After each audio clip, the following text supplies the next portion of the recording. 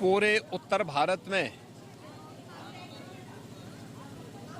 भीषण शीतलहरी पड़ रही है। उत्तर प्रदेश में भी पश्चिमी उत्तर प्रदेश, मध्य उत्तर प्रदेश, पूर्वी उत्तर प्रदेश, बुंदेलखंड सभी क्षेत्रों में भीषण शीतलहरी को देखते हुए सरकार ने सभी जिला प्रशासन को हर जनपद में रेन बसेरा बनाने के लिए, जरूरतमंदों के लिए कंबल आदि वितरण करने के लिए पर्याप्त धनराशि उपलब्ध करवाई है। आज मुझे गोरखपुर महानगर के ट्रांसपोर्ट नगर में और धर्मशाला बाजार क्षेत्र में रेन बसेरों का निरीक्षण करने और जरूरतमंदों को कंबल वितरण करने का अवसर भी प्राप्त हुआ है। महानगर के अंदर सार्वजनिक स्थलों पर अलाव भी जलाए जा रहे हैं। पूरे सिटी के अंदर 480 स्थानों पर पर्याप्त अलाव की व्यवस्था भी है। 22,000 से अधिक जरूरतमंदों को अकेले सिटी के अंदर अब तक कंबल वितरण का कार्यक्रम और ऊनी वस्त्र वितरण का कार्यक्रम भी संपन्न किया गया है।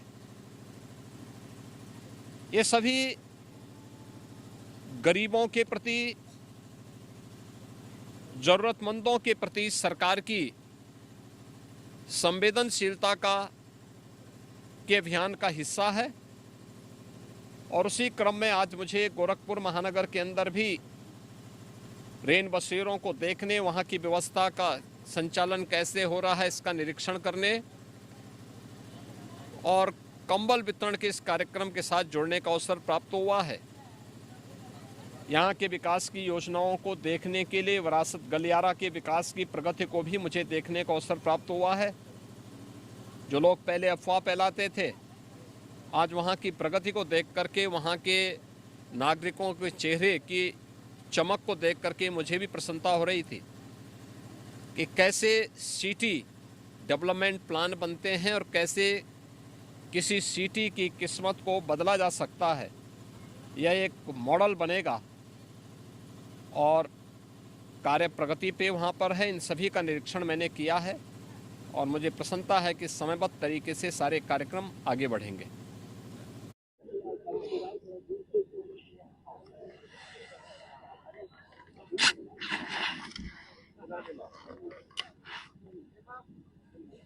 सबको मिलेगा, सबको मिलेगा। अरे पहले आप बोल रही हैं माइक पूरे घर आई तो हम बोल रही हैं सिटी के अंदर रेन बसेरों का निरीक्षण करने और जरूरतमंदों को कंबल वितरण की दृष्टि से आज मुझे यहाँ पे 2 रेन बसेरों का निरीक्षण करने ट्रांसपोर्ट नगर में और धर्मशाला बाजार में देखने का अवसर प्राप्त हुआ है। यहाँ पे कंबल वितरण का भी इस कार्यक्रम के साथ जोड़ने का अवसर प्राप्त हुआ है। वर्तमान में भीषण शीतलहरी उत्तर भारत में पड़ रही है। भीषण शीतलहरी में जरूरतमंदों को ऊनी वस्त्र मिल सके, रहने का ठिकाना मिल सके और भीषण शीतलहरी की चपेट में आकर के किसी भी गरीब को, किसी भी कमजोर को, किसी भी बुजुर्ग को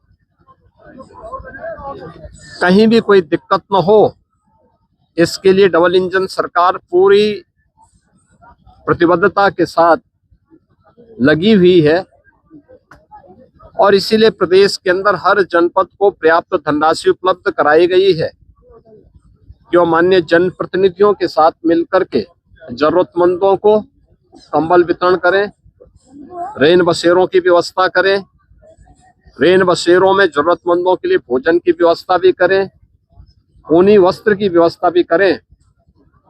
प्रदेश भर में ऐसी पूरी व्यवस्था की गई है और उसी क्रम में मुझे आज यहाँ पर यहाँ के माननीय जनप्रतिनिधियों के साथ दोनों स्थानों पर सैकड़ों लोगों को राहत की व्यवस्था के तहत भीषण शीतलहरी में ऊनी वस्त्र, कंबल आदि वितरण करने, भोजन आदि वितरण करने का अवसर प्राप्त हुआ है।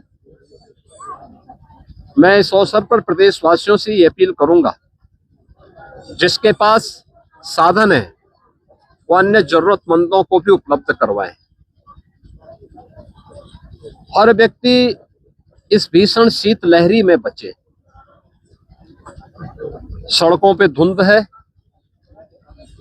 कोहरा है, ये अनावश्यक यात्रा से बचे।